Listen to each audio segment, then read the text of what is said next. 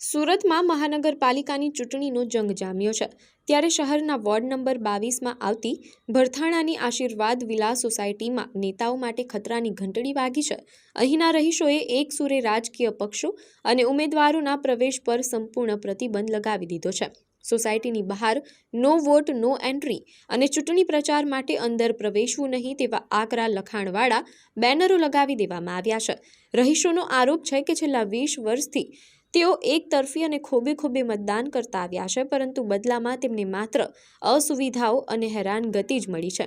Town પ્લાનિંગના નામે સોસાયટીની જીવાદોરી સમાન મુખ્ય રોડ અને ગાર્ડનના રિઝર્વેશન પ્લોટ અન્યને એલોટ કરી દેવાતા જનતાનો રોષ ફાટી નીકળ્યો છે। આશરે 2500 જેટલા રહીશોએ ભેગા મળીને આગામી ચૂંટણીમાં મતદાનનો સંપૂર્ણ બહિષ્કાર કરવાનો નિર્ણય લીધો છે।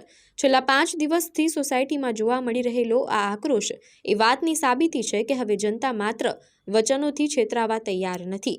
તંત્રની આનાકાની અને વિકાસના નામે થયેલી અન્યાયી નીતિઓ સામે હવે જનતાએ મતદાન બહિષ્કારનું શસ્ત્ર ઉગામ્યું છે।